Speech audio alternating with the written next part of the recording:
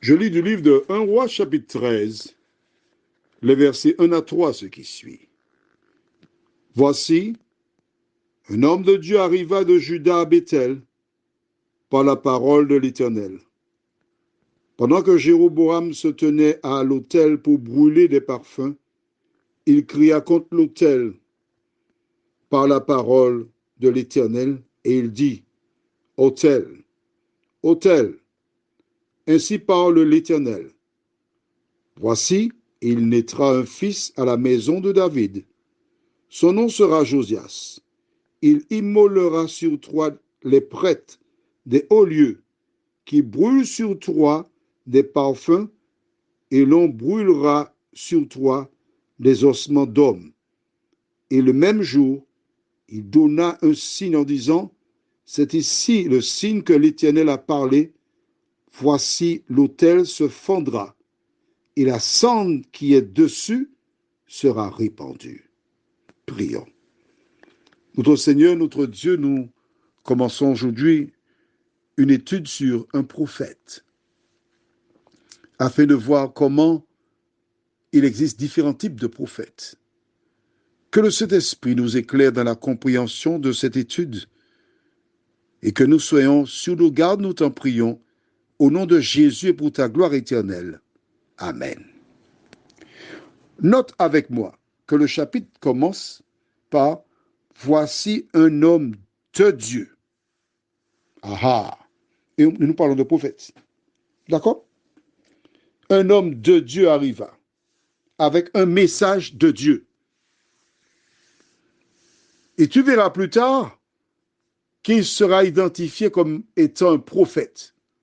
Ce que je désire, c'est que tu saisisses qu'une personne qui vient de la part de Dieu avec une parole de Dieu est un prophète. Est-ce que c'est clair pour toi?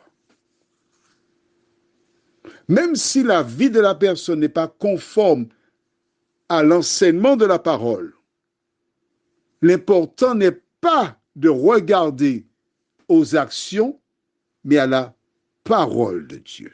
Je te donne un exemple simple. Quand j'étais jeune, je me rappelle de mon facteur. Il était un peu arqué. Il avait une démarche et le sac, c'était un sac en cuir. Gros sac sur le côté. Et pour marcher, il fallait qu'il pousse à gauche pour que le sac à droite soit porté. Je n'oublierai jamais cet homme. Je le revois encore avec une petite sacoche avec de l'argent à l'intérieur. En ce temps-là, il y avait les mandats. Que ce soit pour les bourses et compagnie, l'homme partait avec de l'argent sur lui. On entendait très rarement que les facteurs avaient été agressés. Et parfois, il m'est arrivé de voir un facteur qui passait dans le bistrot, qui buvait, et qui titubait un peu, mais il livrait le courrier. L'important, ce n'est pas l'état d'ébriété du facteur, mais bien le courrier qui nous a adressé. Pourquoi j'en parle? Tout simplement parce que, rappelle-toi, Abraham, dans ses propos, il n'était pas correct avec le roi d'Égypte, le pharaon, ni Abimelech. Mais il était un prophète de l'Éternel. Il te faut mettre ça dans ta tête. La vie d'une femme, d'un homme, ne me regarde pas. La seule chose qui est importante, c'est la parole de l'Éternel. Prions. Notre Seigneur, notre Dieu, voici un homme qui vient de la part de Dieu, un prophète, qui est arrivé dans une ville et qui a donné une prophétie, ce qui arrivera, ainsi qu'un signe, l'autel se fondra, Seigneur.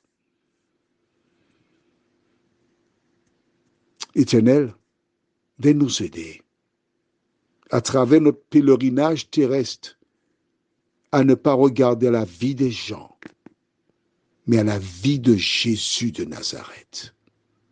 Aide-nous à nous appuyer que sur la parole et qu'elle soit véritablement la boussole qui nous conduit à bon port. Qu'elle soit l'étoile qui nous conduit telle l'image vers le lieu où naquit Jésus. Éternel, alors que ce monde s'écroule, nous te remercions d'être là pour nous. Nous te remercions de nous entourer de ta paix et de ta grâce. Nous te remercions de nous donner l'espoir, alors que tout nous inciterait à perdre espoir. Sois toujours notre bouclier, notre rempart, notre vie. Et accorde-nous, Seigneur, jour après jour, le bonheur de vivre en toi et avec toi, au nom de Jésus et pour ta gloire éternelle. Amen. Je te souhaite de passer une excellente journée sous le regard de Dieu.